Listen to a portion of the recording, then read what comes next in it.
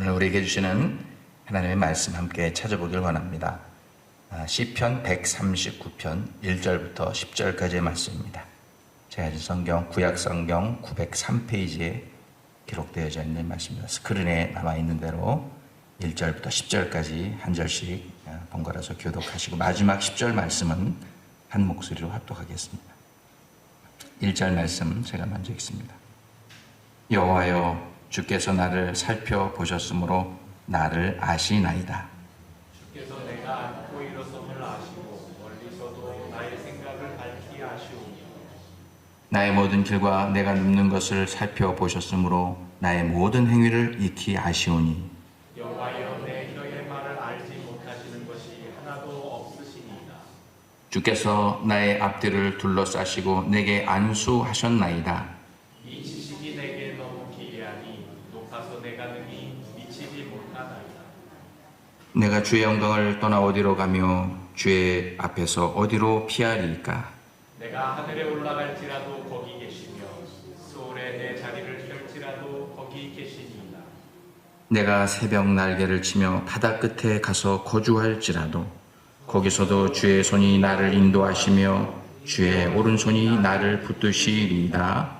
아멘.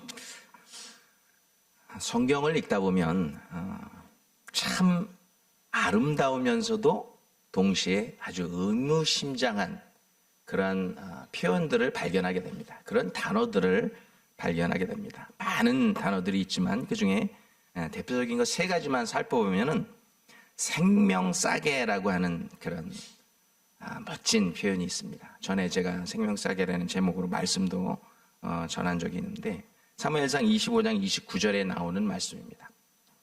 원수가 와서 내 주 다윗의 생명을 찾을지라도 내 주 다윗의 생명은 주 여호와의 생명싸개 속에 쌓여 있나이다. 이 말을 누가 했냐면 이스라엘 12지파 족속 중에 갈렙 족속이라고 하는 족속이 있습니다. 그 갈렙 족속이 사는 지역에 마온이라고 하는 마을이 있는데 그 시에서 그 성에서 아주 가장 잘 사는 큰 부자가 하나가 있었습니다. 그 부자의 이름이 나발이라고 하는 사람입니다. 근데 이 부자는 늘 성품이 아주 완고하고 하는 일마다 매사에 아주 행실이 아주 악했습니다. 사람들이 볼 때 참 못됐다 그런 생각을 하게끔 하는 행실만 하고 그런 말만 합니다. 그런데 부인은 아내는 너무너무 잘 얻었어요. 성경에 보니까 이 부인에 대해서 기록하고 있는데 이름은 아비가일. 여러분 많이 들어보셨죠? 미국 사람들 이름 딸 나면은 이름 지을 때 아비가일 지는데 탑 5 안에 들어갑니다. 이 딸 나면은 아비가일이라는 이름을 많이 넣는데 성경은 이 아비가일에 대해서 믿음 좋고 총명하고 지혜롭고 게다가 아름답기까지 했다 이렇게 기록하고 있습니다. 참 완벽한 아내입니다. 어느 날 이제 다윗이요 사울 왕의 자기 장인어른이잖아요. 사울 왕의 그 추격을 피해서 부하들과 도망하고 10년째 이 도망자 생활 지긋지긋한 도망자 생활을 합니다. 그러다가 이제 이 갈렙 족속들이 살고 있는 마온이라고 하는 이 나발이 살고 있는 그 마을에 숨어듭니다. 숨어들어서 가만히 보니까 이 들판에 막 양들이 막 풀을 뜯고 있는데 가만히 보니까 그냥 때만 되면 이 곰들이 나타나고 늑대들이 나타나고 사자들이 나타나서 이 나발 이 부잣집 양들을 몰래 잡아가는 거예요. 막 잡아가서 또 아침 점심 때 또 저녁 때 그걸 보고 안 되겠다 그래갖고 부하들과 같이 이 양들을 지켜줍니다. 이 나발의 양들을 지켜줍니다. 그리고 어느 날 너무너무 도망자로 살다가 배고프니까 이제 장군을 시켜서 수하 부하 장군을 시켜서 우리가 그동안 당신의 양을 이렇게 오랫동안 안전하게 지켜줬으니까 우리 도망자 신세대 우리들에게 먹을 것 좀 조금이라도 좀 보내줬으면 좋겠습니다 하고 메시지를 보냈어요. 그랬더니 나발이 그 메시지를 딱 받자마자 NO! 다음 칼에 NO! 그리고 또 보낸 그 장군을 모욕을 해서 막 수염도 자르고 그래서 모욕을 줘서 보냅니다. 그랬더니 이걸 알고 다윗이 그 착한 다윗이 화가 머리끝까지 확 나가지고 이 나발 이놈의 자식 내가 가서 그 식솔들 다 죽여버리고 그 재산을 다 불살라 버리리라. 화가 나가지고 이제 아니 한 나라 임금의 사위잖아요. 이거 알면서도 이렇게 무시를 당하는 거에 대해서 화가 나다. 그래서 부하들을 이끌고 이제 나발의 집으로 갑니다. 근데 이 종들에게서 이 소식을 들은 부인이었던 이 아비가일이라고 하는 아내가 빨리 남편 몰래 가서 막 건포도도 준비하고 빵도 준비하고 떡도 준비하고 먹을 것 포도주를 준비해서 하여튼 가능한 한 빨리 많이 준비해서 다윗이 오고 있는 길목에서 기다리고 있다가 다윗을 딱 만납니다. 만나가지고 다윗에게 한 얘기가 이 얘기예요. 내 주여, 원수가 와서 내 주 다윗의 생명을 찾을지라도, 여기서 원수는 사울 왕이 될 수도 있고 주변에 많은 다윗을 죽이려고 해하려고 하는 많은 사람들이라고 할 수 있죠. 내 주 다윗의 생명은 주 여호와의 생명싸개 속에 쌓여 있나이다. 이랬더니 불같이 화를 내던 다윗이 이 생명싸개라는 말을 듣고 화가 탁 가라앉습니다. 그리고서 이제 막 먹을 거를 주고 마실 거를 주고 그러니까 저 부하들도 이제 마음이 가라앉습니다. 그리고 다시 돌아갑니다. 다시 돌아갔는데 하나님께서 이 나발이라고 하는 이 부자를 쳐서 죽게 하십니다. 너무 하는 일이 못돼가지고. 그래서 이제 이 나발이 죽자마자 나중에 이제 이 다윗이 또 왕이 됐을 때도 이 아비가일을 바로 불러서 왕비로 삼습니다. 왕비. 다윗에게 여러 아내들이 있지만 그 중에 하나가 됩니다. 이 말 하나, 생명싸개, 다윗이요, 당신은 하나님의 생명싸개 안에 쌓여 있으니까 Don't worry, 이 말이 한마디 해가지고 왕비가 된 사람. 이게 말이 얼마나 중요한지 몰라요. 지혜로운 말.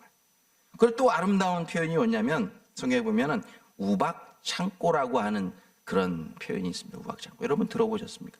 이게 언제 나오냐면 욥기에 보면 여러 이야기들이 쭉 나옵니다. 억울한 욥도 욥을 세 친구가 찾아와서 네가 잘못했으니까 그러지, 아니야 잘못했으니까 그러지, 서로 이제 논박을 하다가 마지막에 이제 욥이 그냥 지쳤어요. 그래서 죽는 게 낫다. 내가 뭐 잘못한 것도 없는 것 같은데 내가 이 지경에. 그래서 거의 생명의 끝자락에, 거의 인생을 포기한 끝자락에 마침내 하나님께서 나타나셔서 욥과 만나주시고 욥에게 묻는 질문 가운데 나와 있는 거예요. 욥은 자기가 아는 것도 많고 경륜도 많고 내가 왜 이런 일을 당했는지 모르겠다는 거예요. 계속 항변하는 건데 하나님께서 나타나셔서 욥기서 40장 3절에 이렇게 묻고 계십니다. 욥아, 너는 아느냐? 어딘가에 저장되어 있다가 수없이 쏟아져 내려온 세상을 뒤덮는 우박 창고가 있다는 사실을 너는 알고 있느냐? 이 하나님의 질문을 듣고요, 욥이 깜짝 놀랍니다. 처음 들어보는 얘기거든요. 우박 창고가 어디 있나? 이 하나님의 질문에 대해서 욥은 40장 4절에 이렇게 대답합니다. 이 비천한 종이 무엇이라 주께 대답하리이까? 이 무지한 종이, 이 비천한 종이, 우박창고라는 얘기 처음 들어봤는데 그런 것이 어디 있었는지 모르겠습니다. 주님, 하나님께서는 이 욥의 지성을 물어보신, 인텔리전, 네가 얼마나 많이 안다고, 너 그거 알아? 우박창고 있다는 거? 그래, 이 욥은 거기에 대한 입도 뻥끗 못하고 대답을 못하는 거예요. 그만큼 우리는 하나님 앞에서 무식한 존재이고 연약한 존재라는 것을 이 우박창고라고 하는 단어 가운데 깨달을 수 있는 것입니다. 아주 의미심장한 표현이라고 할 수 있어요. 그리고 마지막 세 번째 아름다운 표현, 오늘 본문에 나와죠. 새벽 날개라고 하는 그런 표현입니다. 여러분 많이 들어보셨어요. 내가 새벽 날개를 치며 바다 끝에 가서 거주할지라도 라고 하는 표현입니다.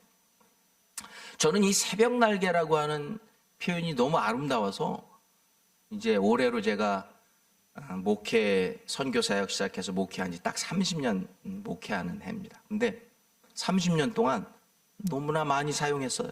새벽 예배 때 기도할 때도, 또 예배 드릴 때도, 신방할 때도, 상담할 때도 새벽 날개. 새벽 예배 나왔을 때는 기도할 때 하나님, 내가 새벽 날개를 치며 주님 전에 이 새벽을 깨우면서 새벽 날개를 치면서 이 자리에 나와서 기도합니다. 주님 응답하여 주시옵소서. 이렇게 이 단어를 썼어요. 그러면 제 심정 속에는 하나님, 내가 그냥 잠도 다 설치고 단잠 자는 거 다 포기하고 그리고 아무도 일어나지 않는 이 시간에 첫 번째 시간에 하나님 앞에 나와서 새벽 날개 치면서 부지런히 주의 전에 나와서 기도합니다. 성도들 위해서 기도하고 교회를 위해서 기도하고 선교지를 위해서 기도하고 병든 자들 위해서 기도하고 기도 요청한 자들 위해서 기도하고 주님 이 기도에 응답해 주시옵소서. 이건 무슨 뜻이냐면 새벽 날개를 치면서 부지런히 그렇게 주님 앞에 일찍 나와서 기도하니까 좀 응답해 주시길 원합니다 하는 그런 뜻이 거기에 들어있었습니다. 그런데 오늘 말씀을 준비하면서 제가 그동안 사용했던 이 새벽 날개를 치며 하나님 앞에 나왔습니다 라는 표현이, 이 단어가 완전히 잘못된 단어 사용이었다는 것을 깨닫게 됐어요. 그리고 제가요 말씀 준비하면서 하나님 앞에 회개를 했어요. 하나님, 그동안 30년 동안 목회하면서 이 단어를 아름다운 단어인 줄 알고 그런 뜻인 줄 알고 그냥 수도 없이 사용하고 하나님께 기도할 때도 쓰고 상담할 때 쓰고 설교할 때 쓰고 했는데 하나님 그런 뜻이 아니었던 것을 이제 깨닫게 해주셨으니 하여튼 주님 용서해 주옵소서 하고 제가 회개 기도를 했다니까요. 회개 기도. 왜냐? 그 이유를 저는 오늘 여러분과 함께 말씀을 통해서 나누길 원합니다.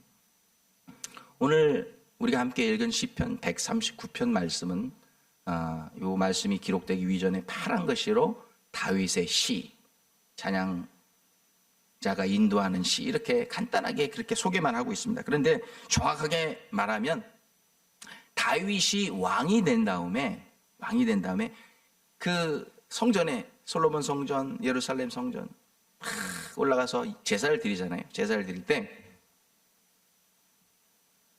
맨 앞에 찬양 인도자가 되어서 찬양을 제사를 드릴 때 왕이 인도자가 되어서 앞에 나가면서 먼저 찬양을 인도하는 겁니다. 그래서 내가 새벽 날개를 치며 바다 끝에 가서 거주할지라도 하면 또 찬양대, 다른 찬양대들이 음악과 함께 그 다음을 우리가 교독하는 것처럼 다 응답 주고 받고 하면서 찬양하면서 올라가는 거예요.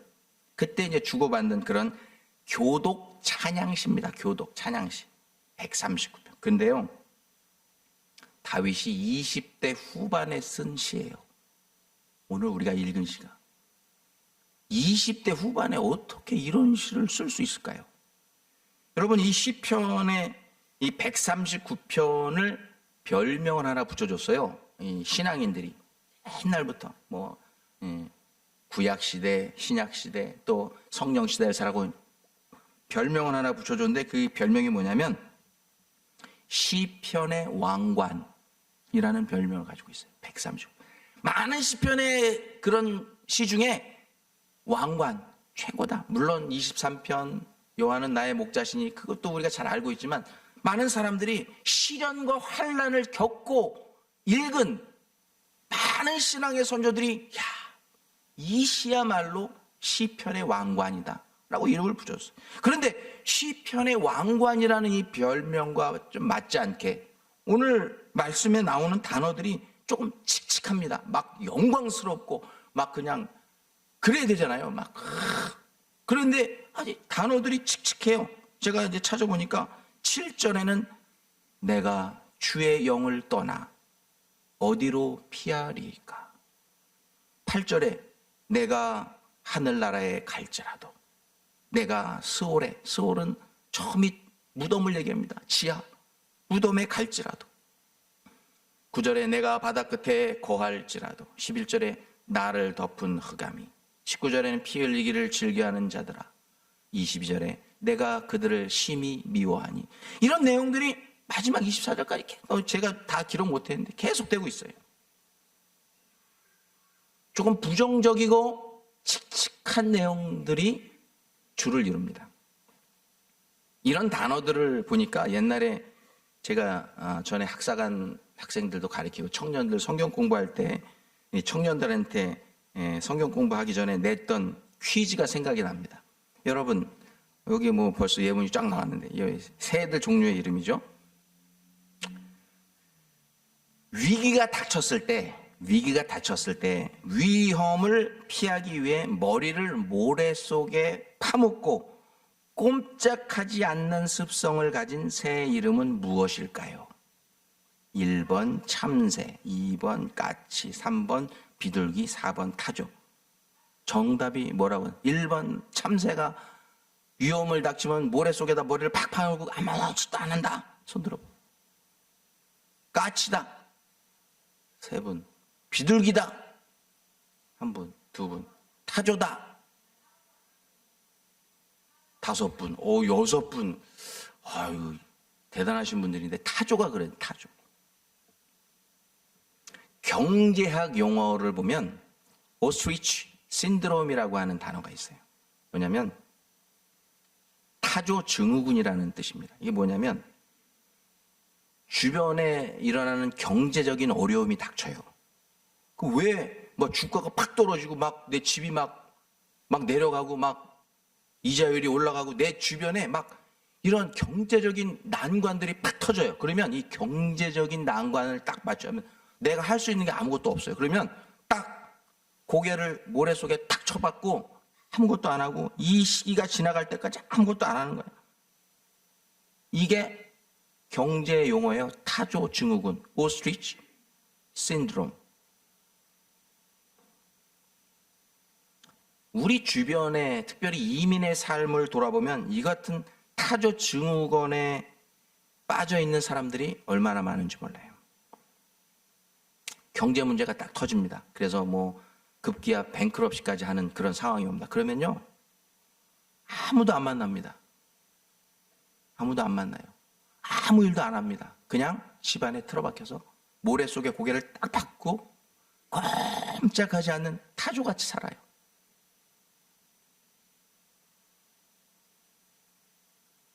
수십 번, 수백 번 지원서를 내서 취업을 해보려고 하는데 도무지 취업이 안 돼요. 내가 하고 싶은 곳에서 일을 못하게 돼요. 그러면 완전히 포기하고 이 타조 증후군에 빠져서 아무것도 안 합니다. 포기하고 살아갑니다. 이민 신분의 문제, 이미그레이션 스태투스 문제 때문에 이거 잘못되면요 법적으로도 어떻게 안 돼요. 불법 체류자가 돈으로도 안 됩니다. 그러면 뭐예요? 그냥 포기하고 살아야 돼요. 모래 속에 머리를 탁 박고 타조처럼 사는 사람들이 우리 주변에 얼마나 많은지 몰라요. 이거는 해결될 수 있는 문제가 아니에요. 내가 결혼을 안 했으면은 다른 미국 시민권자하고 결혼해서 해결이 되는 문제 그 외에는 방법이 없어요. 방법. 가정 문제로 창피해서 얘기도 못하고 자녀의 문제 창피해서 얘기도 못하고 믿었던 사람한테 완전히 상처를 받아가지고 인간관계의 문제로 타조 증후군에 빠져서 꼼짝하지 않는 그런 이민자들이 얼마나 많은지 몰라요. 특별히 장애 후 자녀를 둔 부모들 이 얘기를 들어보면은요 소원이 하나 있대요. 소원이. 아니, 어머니 소원이 뭐예요? 아버님 소원이 뭐예요? 아유 저는요 우리 애가 죽은 다음 날 눈 감는 게 내 소원이에요. 여러분 이게 가능합니까? 먼저 자식 보내고 눈 감는 게 소원이라는.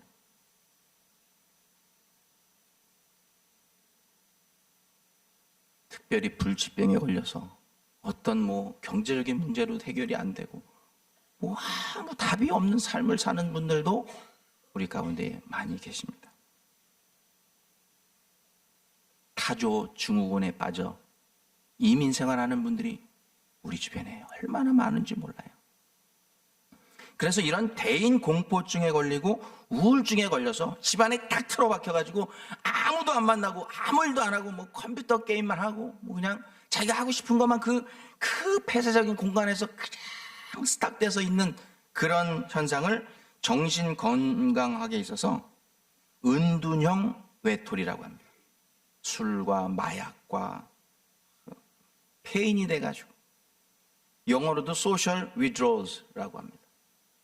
은둔형 외톨이, 절대 아무도 안 만나고 얘기도 안 하고 완전히 인생 포기한 삶을 살아가는 사람들입니다. 그런데 우리가 함께 오늘 읽은 시편 139편 이 안에 있는 내용 속에도 이런 은둔형 외톨이가 된 적이 있었던 주인공에 대해서 표현하고 있어요.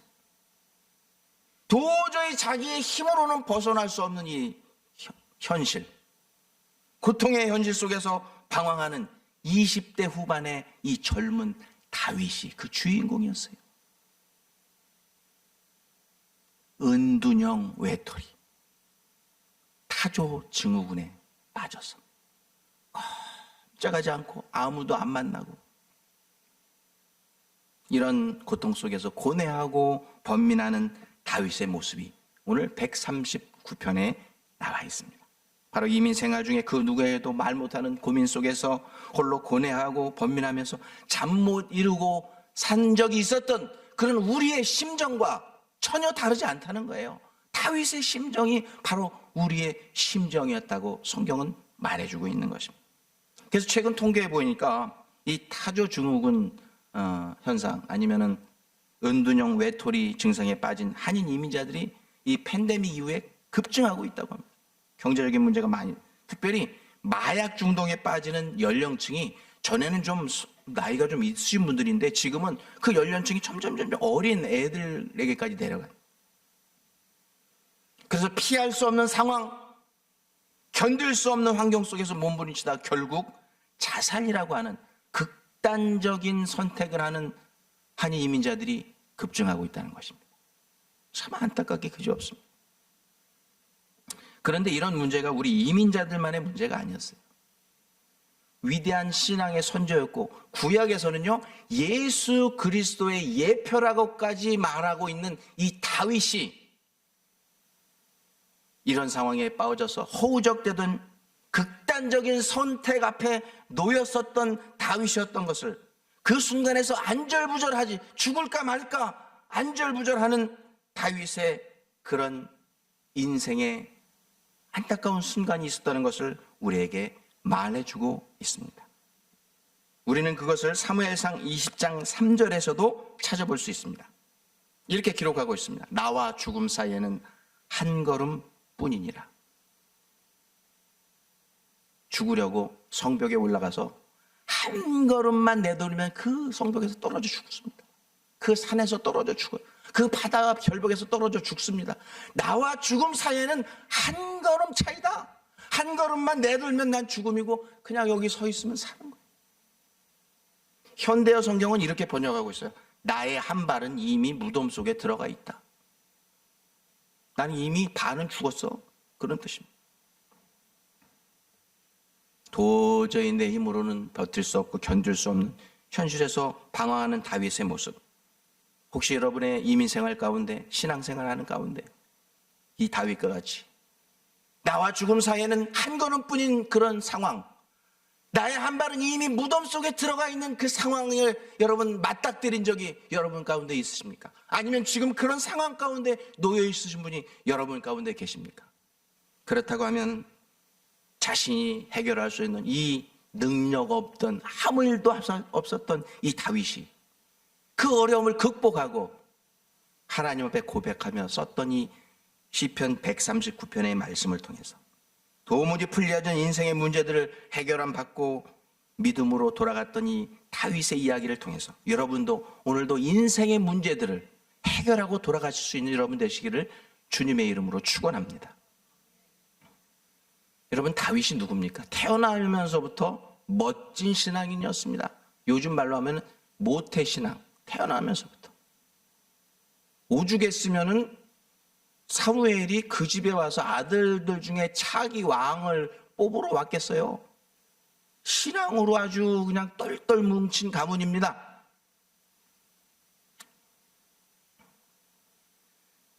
시편에 많은 시들이 기록되어 있는데 이 다윗은요 얼마나 멋진 시들을 많이 썼는지 이 시편의 대부분이 다윗의 시로 구성이 되어 있어요. 찬양시. 다윗이 그런데 이 어려서부터 신앙생활 참 잘했죠. 얼떨결에 이제 형들이 블레셋과의 이스라엘과의 전쟁, 지금 마찬가지잖아요. 이스라엘하고 팔레스타인을 히브리 말로 번역하면 블레셋이에요. 블레셋이 팔레스타인이라고 영어로 된 거예요. 그러니까 블레셋과 이스라엘, 지금도 팔레스타인과 이스라엘 싸우고 있잖아요. 이 블레셋과의 전쟁을 하고 있는 형들한테 아버지가 야 가서 좀 살펴보고 도시락 좀 갖다 줘. 이 막내가 가가지고 도시락 갖다 주러 갔다가 얼떨결에 인발부가 되지 않습니까? 아니 그 3m에 달하는 이 거인장수 골리앗이 야 아무도 못 나오지. 야 너네들 하나님 믿는다고 하면서 아이고 쫄보들 막 여호와 이름을 망령되이 막 일컬으니까 거기에 얼떨결에 도시락 갖다 줬다 그 얘기 듣더니 이 다윗이 화가 마음속에 성령의 분이죠. 내가 나가서 싸우겠습니다. 갑옷을 입혔는데 너무 작아서 아유 이것도 귀찮다 벗어가지고 칼도 무거워서 못 들고들 저 돌팔매 돌멩이 세 개 갖고 골리앗을 상대하러 나갑니다. 사무엘상 17장 45절. 내가 다윗이라고 생각하고 여러분 한 분이 한 분이 요 사무엘상 17장 45절 말씀을 선포하면서 나가는데 한번 읽어보겠습니다. 다 같이 시작. 너는 칼과 창과 단창으로 내게 오거니와 나는 만군의 여호와의 이름으로 내게 가노라. 아이고 그냥 탁 근데 이 돌팔매 돌 어려서부터 사자도 이거로 때려잡고 곰도 때려잡고 익스피리언스가 이너프 정확하게 여기를 맞춰서 여기 정수리 맞춰서 쓰러뜨립니다. 그래갖고 골리앗이 가지고 있던 칼을 빼가지고 목을 썰어가지고 그걸 들고서 사울왕에게 갖다 주잖아요. 그런데 그 순간부터 다윗의 인생이 풀려야 되는데 인생이 완전히 꼬여버립니다. 완전히 꼬여. 이스라엘의 여자들이 노래를 하기 시작합니다. 사울은 천천히요 다윗은 만만이라. 한 번만 끝나는 게 아니라 지나가는 동네마다 사울은 천천히요 다윗은 만만이라. 이 얘기를 들으니까 사울왕이 질투심도 생기고 화가 나니까 이놈이 나중에 내 아들을 제치고 왕이 될 놈 같다. 죽여버려야 되겠다. 그래서 밥 먹자고 매번 밥 먹자고 오라고 그래서 밥 먹을 때마다 창을 던져서 죽이려고 합니다. 잠잘 때 가갖고 창으로 그냥 죽이려고. 그러니까 그 아내가 가짜로 이불 속에 이 베개하고 이게 만들었고 자는 것처럼 해갖고 찔렀는데 없어. 그러니까 딸한테 이 아버지가 너 왜 네 남편 도망시켰어? 아버지 내가 어떻게 내 남편을 죽여요? 아들인 요나단도 다윗을 도망시킵니다. 둘 다 죽을 뻔했어요. 딸도 아들도 죽이려고 합니다. 결국은 도망해서 10년 동안 도망자 생활을 합니다. 그런데 하루는 도망자 생활하다가 배가 너무 고파가지고 노비라고 하는 땅의 제사장이었던 아히멜렉이라고 하는 제사장을 찾아갑니다. 좀 다윗에게 좀 제너러스했던 제사장입니다. 아유 참 불쌍하다. 아니 이렇게 이스라엘을 위해서 골리앗을 무찌른 장군을 그렇게 죽이려고 하냐. 좀 안타까움만 있었는데 너 배고프니 가서 빵 좀 달라고 그랬더니 빵은 없고 제사 드릴 때 하나님 앞에 드렸던 제사 진설병은 있다. 그거라도 먹을래? 원래 그 성물을 먹으면 제사장 외에 다른 사람들이 먹으면 죽잖아요. 근데 다윗이 그거라도 달라고 그래서 먹고 죽을 줄 알았는데 안 죽었어요. 아니 근데 나중에 이 소식을 듣고 사울이 쫓아와가지고 누가 다윗에게 빵 줬어? 제가 줬는데요. 그냥 단칼에 제사장이고 뭐고 필요 없습니다. 단칼에 그냥 제사장을 찔러 죽입니다. 그리고 그 성에 있는 성지자들 다 죽여버립니다. 그리고 그에 관계된 사건과 관계된 빵 하나 준 것을 알고 있는 사람들, 그것을 신고하지 않은 사람 다 죽여버립니다. 이 모습을 보고 다윗이 28, 9밖에 되지 않은 다윗이 얼마나 마음이 미안하고 참 세상이 무너진 것 같겠어요. 그래서 거기서 또 도망해서 노비라고 하는 땅에 가가지고요. 블레셋 왕에게 가가지고요. 거기 가서는 죽일 것 같으니까 가서 침을 질질 흘리면서 미친 사람처럼 행세하면서 하루하루를 연명합니다. 여러분이 다윗의 심정이 됐다고 생각해 보세요. 나 하나 때문에 우리 교회 담임 목사님이 죽었어. 교회 장로님들, 권사님들 다 죽었어. 교인들 다 죽고 이 사실에 대해서 알고 있는 우리 친척들 다 죽었어요. 그 여러분 얼마나 미안합니까? 하나님이 도대체 계신 분인가? 원망도 될 거예요. 그리고 또 다른 데로 도망갔는데 거기 가서는 정상인이면은 이놈이 왜 만나 그러고 죽일까봐 침을 질질 흘리면서 개같이 침 질질 미친 사람처럼 행동하면서 하루하루 그 음식을 얻어서 먹고, 여러분 이런 삶을 사니 죽고 싶겠습니까? 살고 싶겠습니까? 이 해결되지 않는 고통스러운 현실의 문제 앞에서 다윗이 하나님께 반항을 합니다. 오늘 시편 139편 11절 말씀에 나와 있습니다. 어둠아 나를 덮어라, 나를 두른 빛아 차라리 밤이 되거라. 하나님께 반항합니다. 이 뜻이 무엇입니까? 한국적인 표현은 그래 차라리 죽는 게 낫다, 죽여라 죽여, 이런 뜻입니다. 이런 해결되지 않는 문제, 그래서 다윗은 선택을 합니다. 오늘 말씀 139편 9절에 그 말씀이 나옵니다. 내가 새벽 날개를 치며 바다 끝에 가서, 내가 새벽 날개를 치며 바다 끝에 가서.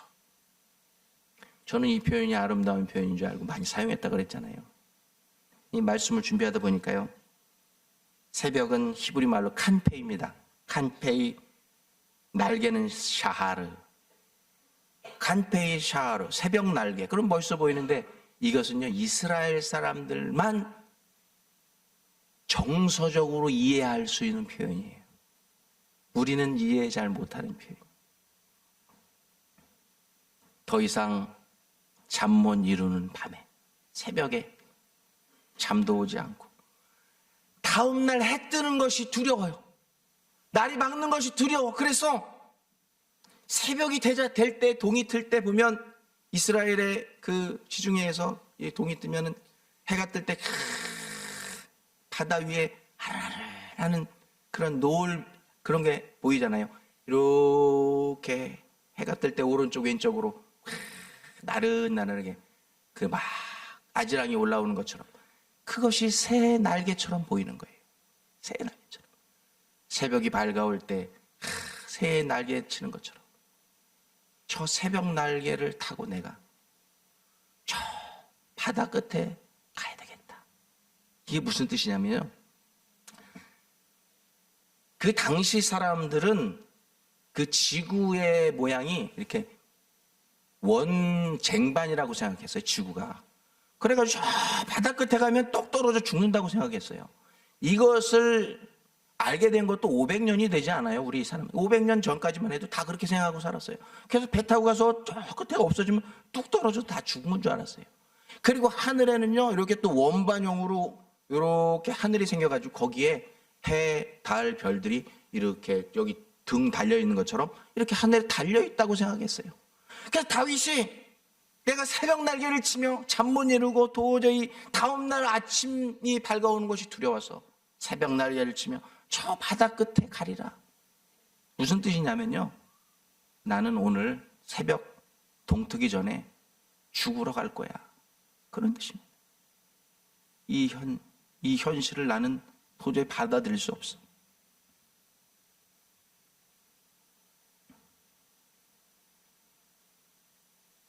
이젠 세상도 싫고 하나님도 싫고 가족도 싫고 교회도 싫고 다 싫다.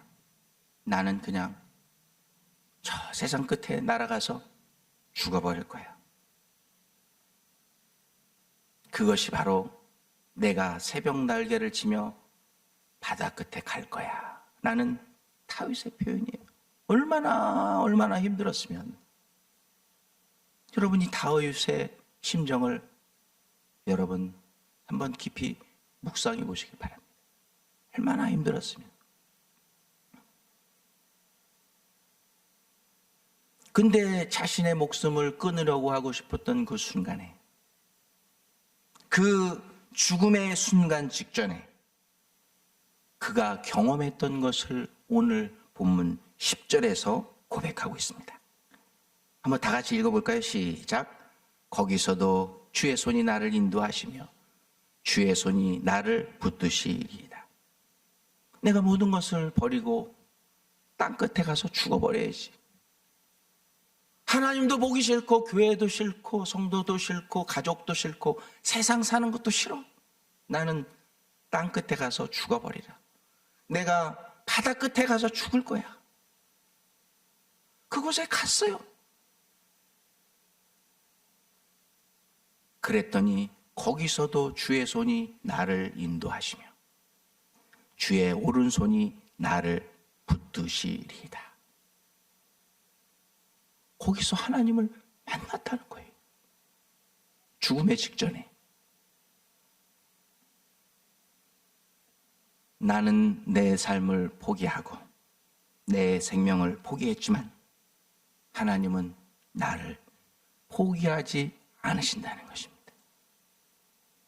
여러분이 여러분의 삶을 포기하고 여러분의 인생을 포기하고 여러분의 모든 것을 포기하고 단념할지라도 하나님은 여러분을 포기하지 않으시고 단념하지 않으시고 그 세상 끝에서 바다 끝에서 그 오른손으로 여러분을 붙드시고 거기서 여러분을 만나 주신다고 하는 것입니다. 그런 경험을 하고 믿음으로 돌아와서 다윗은 이런 고백을 합니다. 오늘 본문 함께 읽지 않았지만 마지막 절입니다. 우리 다 같이 읽어보겠습니다. 시작. 하나님이여 나를 살피사 내 마음을 아시며 나를 영원한 길로 인도하소서. 사랑하는 성도 여러분, 말씀 맺기를 원합니다. 혹시 지금 여러분 가운데 다윗과 같이 해결되지 못하는 그런 인생의 문제 앞에 놓여 있습니까? 내가 오늘 날 트기 전에, 동 트기 전에 내가 새벽 날개를 치면서 땅 끝에 가서 바다 끝에 가서 내 인생 마무리할 거야 라고 인생을 포기하고 싶은 분이 혹시 여러분 가운데 계십니까? 그러나 우리 하나님은 그곳에 미리 가셔서 여러분과 만나 주시는, 여러분을 끝까지 포기하지 않으시는 그런 하나님이신 줄로 믿습니다. 이런 똑같은 말씀이 이사야 49장에 나왔죠. 이 말씀 읽고 우리 말씀을 함께 마무리하기 원합니다. 시작. 어미가 어찌 그 젖 먹는 자식을 잊겠으며 그 태에서 난 자식을 긍휼히 여기지 않겠느냐. 그들이 혹시 그 자식을 잊을지라도 나는 너를 잊지 아니하리라. 아멘. 기도하겠습니다. 하나님, 우리 사랑의 공동체 성도들 가운데 참으로 어려운 상황 가운데 놓여 있는 분들이 많이 있습니다. 주님, 우리 지체들을 주님 불쌍히 여겨 주시옵소서. 경제적인 문제로 잠 못 이루고 새벽을 맞이하기 두려워하는 성도들도 있고, 불치병의 문제로, 또 가족의 문제로, 자녀의 문제로, 인간관계의 문제로 누구에게도 얘기하지 못하고 하나님마저도 하나님의 낯을 피해서 도망하고 싶은 그런 상황 가운데 처해 있는 성도들이 우리 가운데 있습니다. 주님, 저들을 불쌍히 여겨주시고, 그렇지만 다윗이 그 어려움 가운데서도 그곳에서 만나주신 하나님을 경험하고 믿음으로 돌아와서 다시 주님 앞에 섰던 것처럼 우리 사랑의 공동체 모든 성도들 어떤 시련과 환난 가운데 있을지라도 오늘 다윗과 같이 다시 믿음으로 일어서게 하여 주시옵소서. 오늘 주신 말씀 붙들고 다시 살게 해주시고 다시 일어서게 해주시고 다시 날 수 있도록 힘 주시옵소서. 예수님의 이름으로 기도하옵나이다. 아멘.